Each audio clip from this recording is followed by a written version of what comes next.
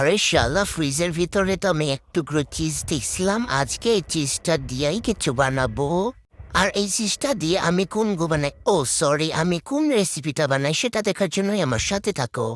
এই আজকে তো আমি creamy creamy cheesy cheesy pasta রান্না করবো। তার জন্য আমি প্রথমে পাস্তাগুলোকে সিদ্ধ করে নিলাম।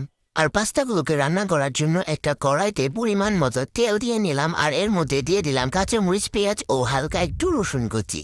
আরে শালা, আমি তো ভুলেই গেছি, এদিকে আমার ক্রিম পাস্তা রান্নার জন্য দরকার কর্নফ্লাওয়ার। তার জন্য আমি কর্নফ্লাওয়ারটা নিয়ে আসলাম। আর এই কর্নফ্লাওয়ারের সাথে একটু গুঁড়ো দুধ দিয়ে পানি দিয়ে একটু মিক্স করে একটা বেটার তৈরি করে রাখলাম। এদিকে আমার পেঁয়াজ কাঁচামরিচ ভাজা হয়ে গেলে আমি দিয়ে দেব ডিম মানে আন্ডা। তারপরে আর কি ঘুটানাটা দিয়ে এই আন্ডাটাকে ভেজে নিলাম। এখন আমি একটু ঢং করে 2-3 টুকরো চিজ দিয়ে দিলাম, তারপর দিয়ে দিলাম সেই বানিয়ে রাখা ক্রিমের বেটার। তারপরে এই ক্রিমটা নেড়ে চেড়ে দেওয়ার পর আমি এখানে দিয়ে দিয়েছিলাম টমেটো সস, আর অবশ্যই পরিমাণ মতো লবণ দিতে কিন্তু তোমরা ভুলবা না। আমিও লবণ দিয়ে দিয়েছি আর কি। তারপরে এখানে আমার কাছে চিলি ফ্লেক্স ছিল না, তার জন্য আমি গুঁড়ো মরিচ আর একটু চাট মশলা দিয়ে ক্রিমটা বানিয়ে নিলাম।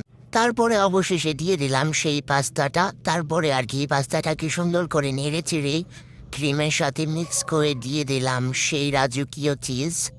এখন এই চিজটাকে দিয়ে 2 মিনিট রান্না করলেই হয়ে যাবে আমার সেই চিচি চিচি ক্রিমে ক্রিমে পাস্তা। তোমরাও কিন্তু বাসায় খুবই সহজে এভাবে পাস্তাটা রান্না করে খেতে পারো। এটা কিন্তু খুবই মজা। দেখো কত সুন্দর, ইয়াম্মি। মনে হচ্ছে আমি এখনই খেয়ে ফেলে গাইস। তোমাদের যদি লোভ লাগছে তাহলে এখনই কমেন্টে জানাও। হে